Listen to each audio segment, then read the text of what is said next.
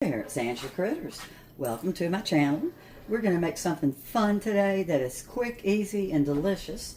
I've got my crock pot heating up right now, and we're making something that my husband requested. He wants some meatballs tonight.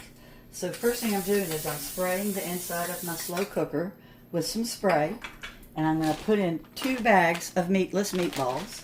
Now you can pretend that these are real beef meatballs because most people would be putting that in, but we don't eat red meat. But you could do turkey meatballs, any kind of meatball you want, make homemade meatballs, but you pop in frozen meatballs. And these are a little bit more. My recipe calls for 26 ounces and I'm using 32 ounces, but it's going to turn out okay. So meatballs are in, and what we're going to do next is we're going to mix up the ingredients of beef stock. We're pretending this is beef stock. We're going to use a whole box of beef stock. I'm using vegetable because I'm a vegetarian. And we're going to drop in 4 tablespoons of ketchup and 2 tablespoons of Worcestershire sauce. We're going to whisk everything together.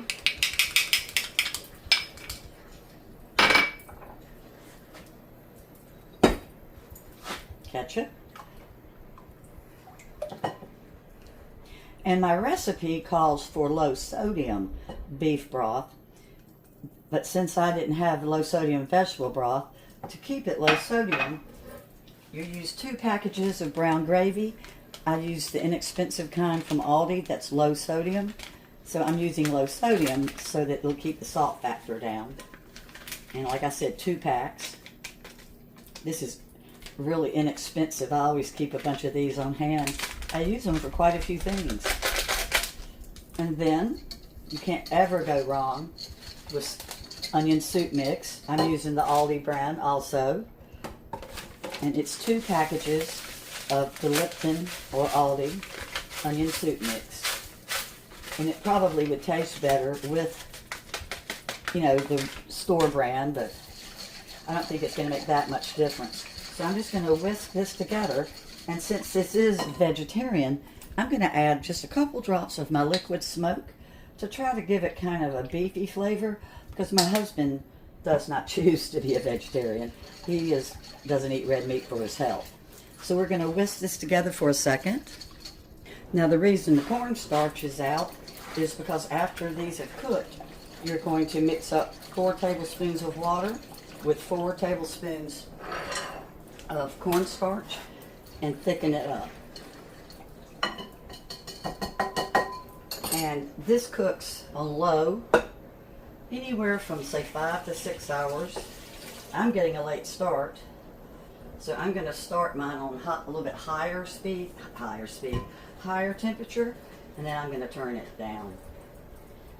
But this is really good over egg noodles or rice, any type of noodle that you want.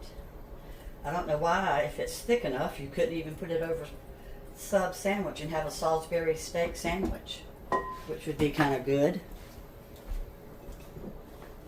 And it's very hot today, so I am so happy that I'm not going to be heating up the kitchen. Alright, so here we go. And I'm going to turn mine down.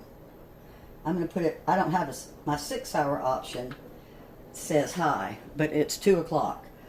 So I think I'm going to go ahead and go to 8 hours, which will make mine cook even slower, and we're going to have it tomorrow. But I'll be back when it's finished. Oops, I got some of my broth left, and show you at the very end how we just add in the cornstarch. And it could be that you don't even need it. I've made it before where it was thick enough I did not need the cornstarch. Alright, so I've got it set for 8 hours. And we will be back. I decided to go ahead and put mine on 6 hours on the high power because I just don't think it needs 8 hours. I don't want my meatballs to fall apart because I'm putting this over egg noodles, and they need to have some substance to go over the egg noodles. Well, my Salisbury steak meatballs are just about ready. So now comes the thickening that we're going to do. So I've got 4 tablespoons of cornstarch, and I'm not using water. I'm using 4 tablespoons of vegetable broth just for flavor, since I had some in the refrigerator. And then I'm just going to gently stir this into my meatballs, and I'm going to let it cook for about 15 more minutes to make real gravy. And you'll notice there's no salt or pepper. All the spices that you use are in the onion soup and in the gravy packets. So this does not look thick, but it's not supposed to. Just going to thicken up in the meatballs. Let's look at the meatballs. Can you see them? Okay, let's pour it in.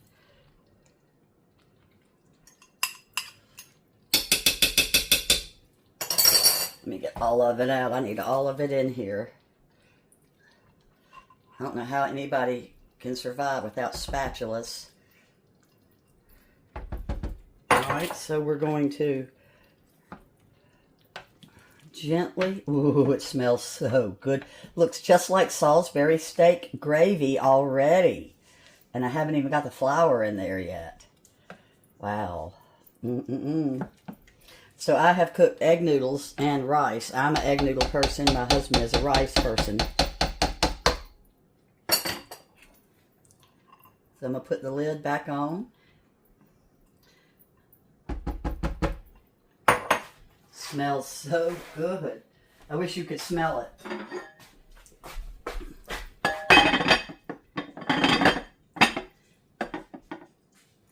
All right, I'll be back and show you the finished product. My husband's on the rice. Boy, they look so tender. And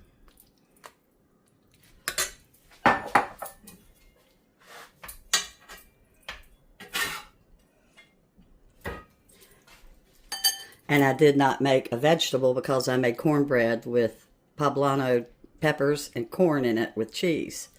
So there's the one with rice. And here's mine with the wide egg noodles.